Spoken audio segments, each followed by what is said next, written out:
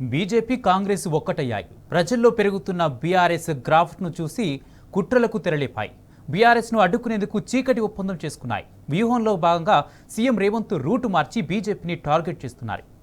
BRS పార్టీకి ప్రజల్లో వస్తున్న ఆదరణకు బ్రేక్ వేయడంలో భాగంగానే బీజేపీ వర్సెస్ కాంగ్రెస్ వాదనను తెరపైకి తీసుకొచ్చారన్న చర్చ జరుగుతోంది. కొత్త కలయిక మొదలైంది. కాంగ్రెస్ కమలం పార్టీ చీకటి ఒప్పందం చేసుకుందన్న చర్చ రాష్ట్ర రాజకీయాల్లో జోరుగా సాగుతుంది.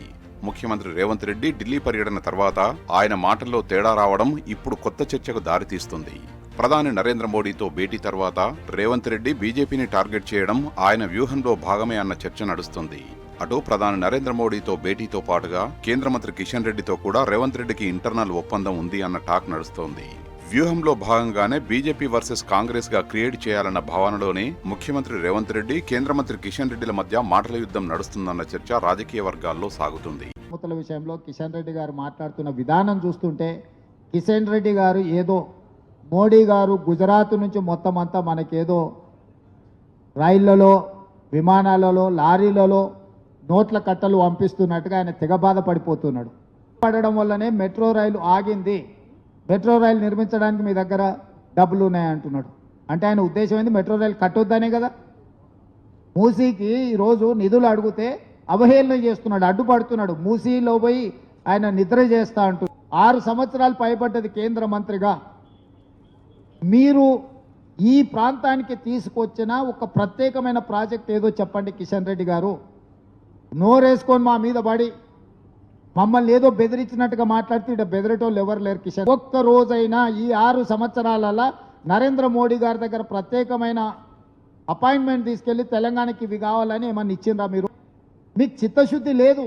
మీది ఎంతసేపున్నా సైంధవ పాత్ర.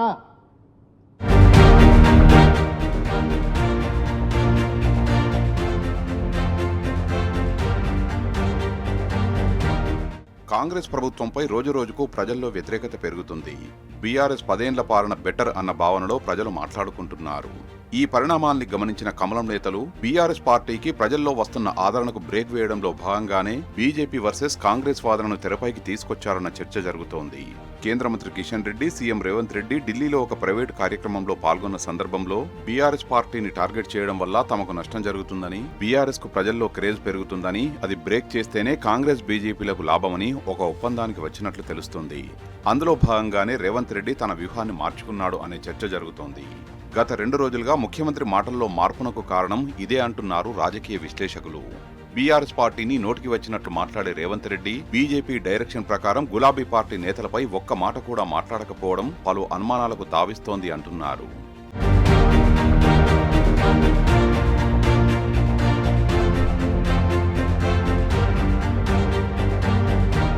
అటు ముఖ్యమంత్రి రేవంత్ రెడ్డి వ్యవహార శైలిపైన కాంగ్రెస్ నేతలు అనుమానాలు వ్యక్తం చేస్తున్నారు.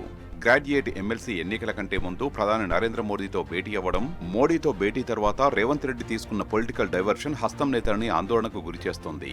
ఒకవైపు గ్రాడ్యుయేట్ ఎమ్మెల్సీ ఎన్నికల ప్రచార సభలో పాల్గొన్న సీఎం రేవంత్ బీజేపీ పార్టీ పైన, నరేంద్ర మోడీ పైన విమర్శలు చేసి ఎన్నికలకు ముందే వెళ్లి మోడీతో భేటీ కావడం ఏంటని వారు ప్రశ్నిస్తున్నారు.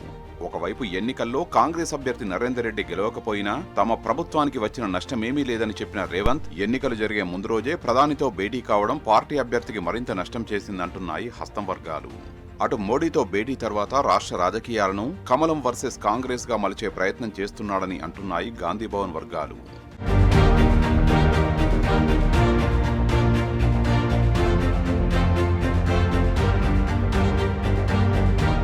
ప్రజాక్షేత్రంలో బీఆర్ఎస్ పార్టీకి వస్తున్న ఆదరణను బ్రేక్ చేయడం కోసం రేవంత్ రెడ్డి, కిషన్ రెడ్డి చేస్తున్న ప్రయత్నాలు రాబోయే రోజుల్లో రాజకీయంగా ఎలాంటి మలుపు తిరుగుతాయో చూడాలి.